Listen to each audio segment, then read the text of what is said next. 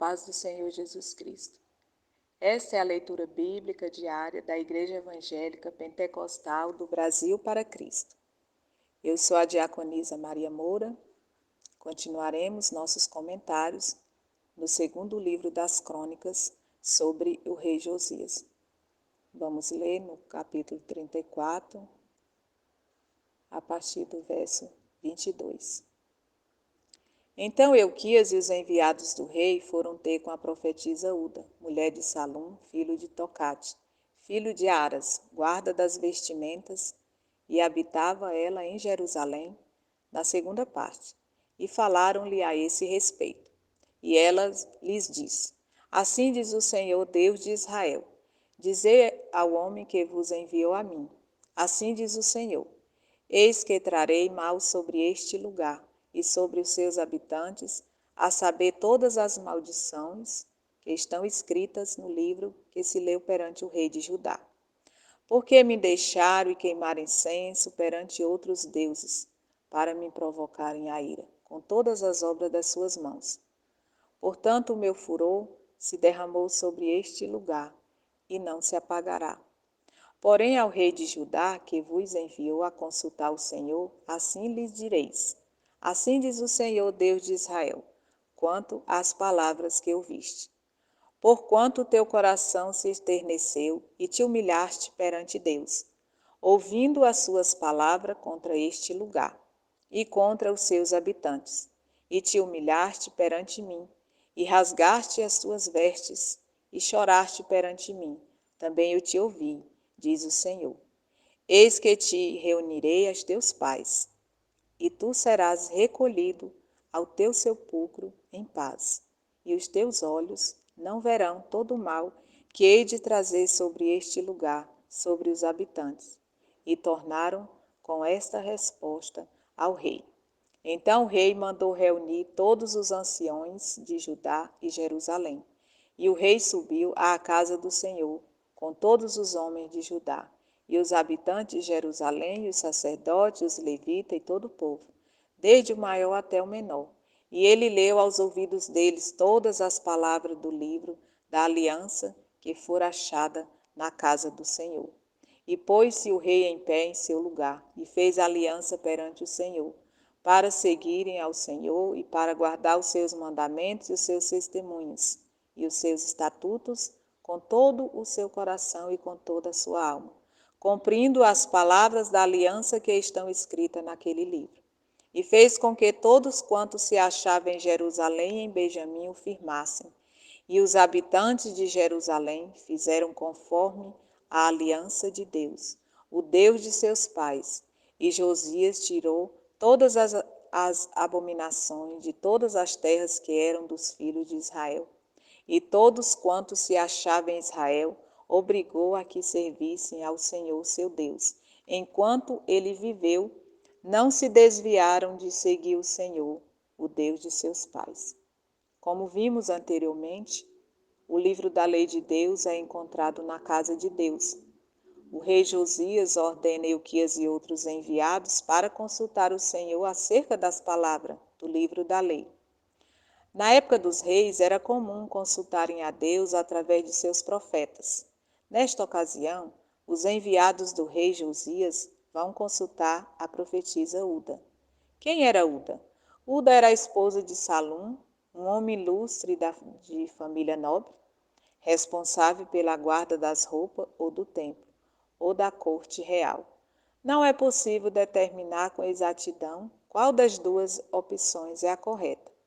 Nada se sabe sobre a biografia de Uda, além do que é mencionado muito brevemente nessas passagens, segundo Reis 22:14 e segundo Crônicas 34:22.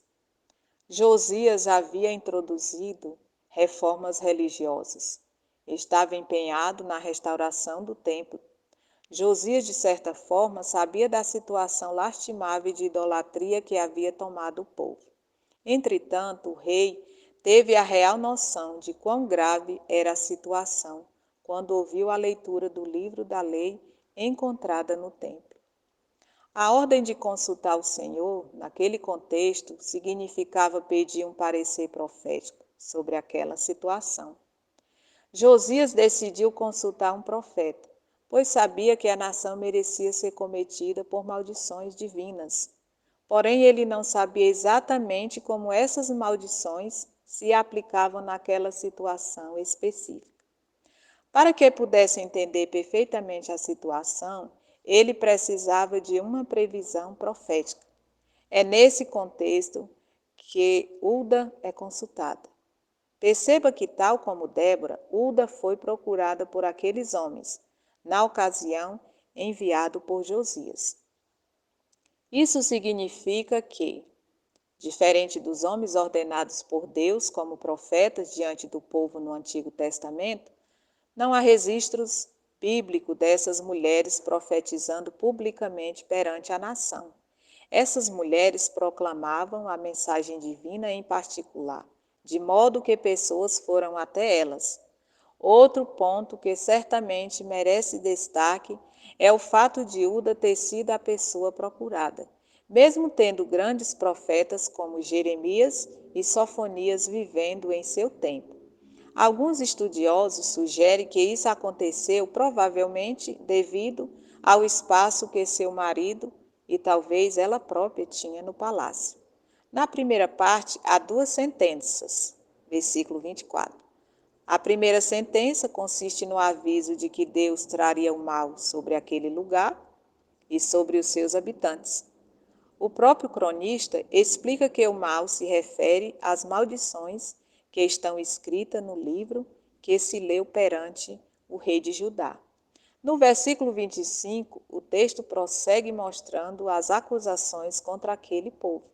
Por que me deixarem queimar incenso perante outros deuses, para me provocarem a ira com todas as obras das suas mãos? Então temos o registro da segunda sentença.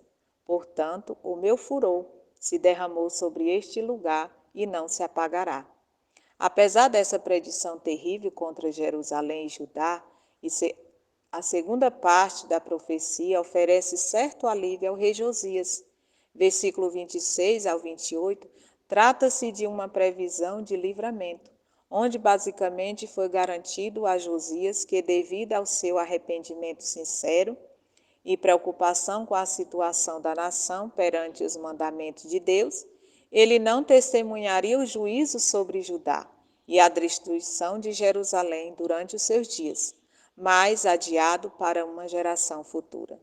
Assim que aqueles homens trouxeram as palavras do Senhor ditas por intermédio de Hulda, Josias determinou renovar a aliança com o Senhor e obrigou que todos servissem ao Senhor. No versículo 33, talvez Josias tenha pensado que, se humilhando e buscando ao Senhor, o furor de Deus não viesse sobre aquela nação. Nós vemos nos próximos capítulos que a palavra de Deus, proferida pela profetisa Hulda, se cumprirá, já que não houve um arrependimento genuíno por parte do povo, que, obedecendo às ordens do rei Josias, mas não foram transformados, voltando à idolatria após a sua morte. Ou seja, o povo serviu a Deus apenas por obrigação, se esquecendo que a palavra de Deus diz que devemos servir ao Senhor com alegria. Precisamos entender que caminhar com Cristo não deve ser um peso para nós, mas motivo de alegria e satisfação. Hulda certamente foi uma mulher usada por Deus para desempenhar um importante papel diante daquela situação. Ela transmitiu não sua opinião própria, nem qualquer tipo de especulação, mas a mensagem de Deus. Dando continuidade à nossa leitura, vamos falar agora da celebração da Páscoa, agora estamos no capítulo 35. Vamos ler apenas 6 versículos, o 1 até o 3, depois do 17 ao 19. Josias celebra a Páscoa ao Senhor em Jerusalém e mataram o cordeiro da Páscoa no 14º dia do primeiro mês, e estabeleceu o sacerdote nos seus cargos, e os animou ao ministério da casa do Senhor. E disse aos levitas que ensinavam a todo Israel e estavam consagrados ao Senhor: ponde a arca sagrada na casa que edificou Salomão, filho de Davi, rei de Israel. Não tereis mais esta carga aos ombros. Agora servi ao Senhor vosso Deus e ao seu povo Israel. E os filhos de Israel que ali se acharam celebraram a Páscoa naquele tempo e a festa dos pães ázimos durante 7 dias. Nunca, pois, se celebrou tal Páscoa em Israel, desde os dias do profeta Samuel. Nem nenhum rei de Israel celebrou tal Páscoa como a que celebrou Josias com os sacerdotes e levitas e todo Judá e Israel que ali se acharam, e os habitantes de Jerusalém. No 18º ano do reinado de Josias celebrou esta Páscoa. A Páscoa era uma solenidade instituída por Deus a Moisés e o povo israelita quando saíram do Egito. Era algo que jamais podia ser esquecido e desprezado pelo povo de Deus. Encontramos essa passagem lá no capítulo do livro do Êxodo, no capítulo 12, onde está registrada a primeira Páscoa. Josias celebra a Páscoa no 18º ano do seu reinado como ápice da renovação da aliança feita com Deus. Josias teve todo o cuidado com a celebração da Páscoa, observando todo o rito e toda a lei mosaica, como dia e mês. No versículo 18, o cronista diz que nunca se celebrou tal Páscoa em Israel, desde o dia do profeta Samuel, nem nenhum rei de Israel celebraram tal Páscoa como a que celebrou Josias. Sendo isso verdade, a festa teria de ser observada no dia certo, embora o cronista não tenha mencionado isso especificamente. Embora sabemos que Ezequias também celebrou a Páscoa do Senhor nos dias em que reinou, porém com atraso de 1 mês, porque antes disso ainda não se tinha completado a purificação do templo, segundo Crônicas, no capítulo 30, nos versículos 2 e 3. No versículo 3, observamos o cuidado de Josias com o ensino do povo, onde ele fala aos levitas que não se preocupassem com a arca, já que eles não necessitavam mais carregá-la sobre seus ombros.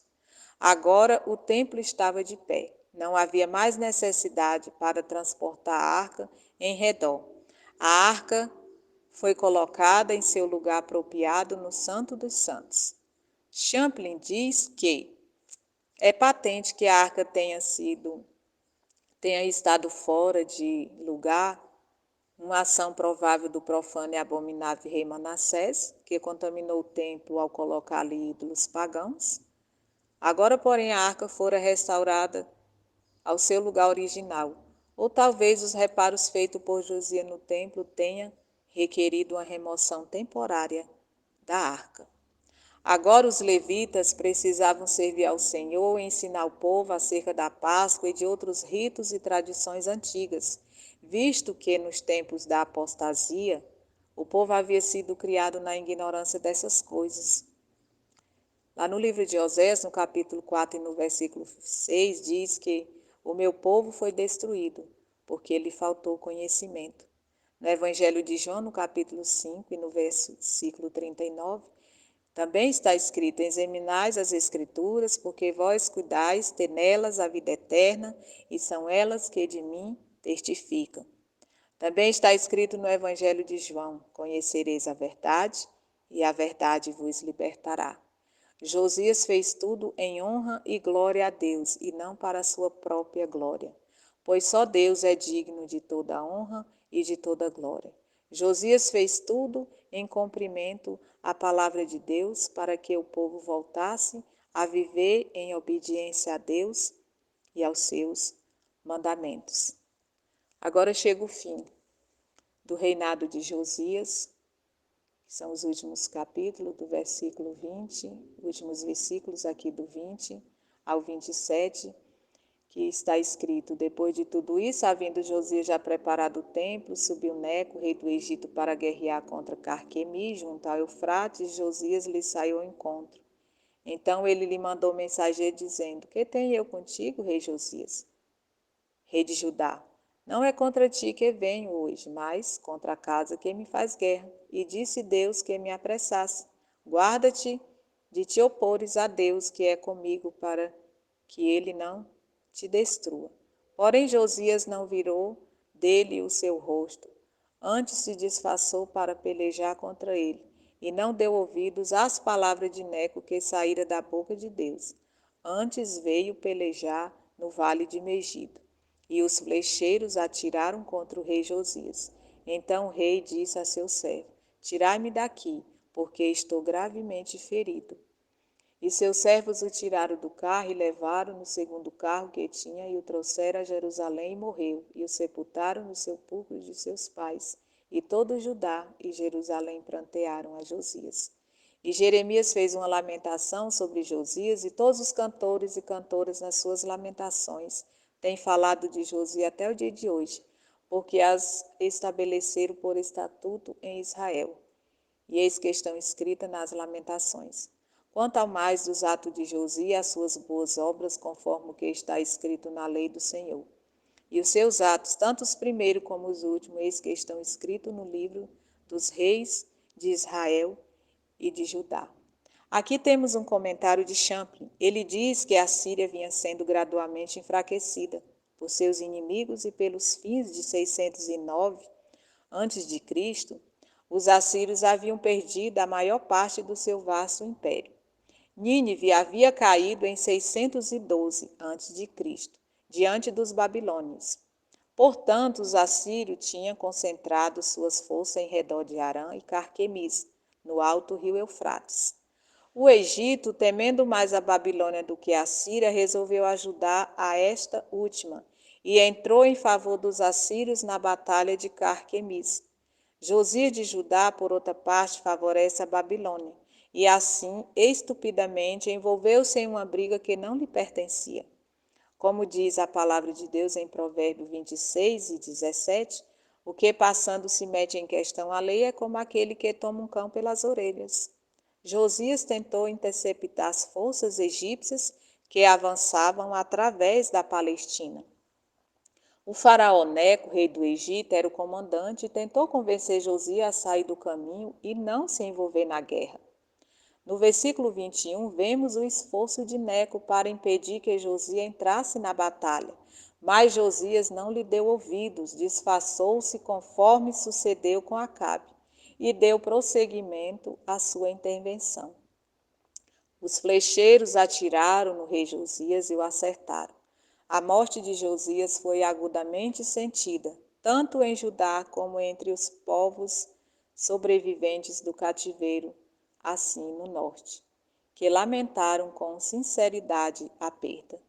Os intérpretes identificam variado material que aparece aqui no versículo 25. As lamentações sobre Josias, algumas das quais, pelo menos, foram compostas pelo profeta Jeremias. Embora alguns estudiosos pensem assim, o livro canônico desse nome não tem uma lamentação específica sobre Josias. Assim chega o fim do reinado de Josias. Josias distinguiu-se como obediente seguidor da lei de Moisés. Suas reformas provaram a sua sinceridade. Ele foi um homem bondoso, um dos melhores reis de Judá, que seguiu o exemplo do rei Davi, o qual, embora culpado de vários crimes, jamais se voltou para a idolatria. Que Deus abençoe a cada um dos irmãos e a paz do Senhor Jesus.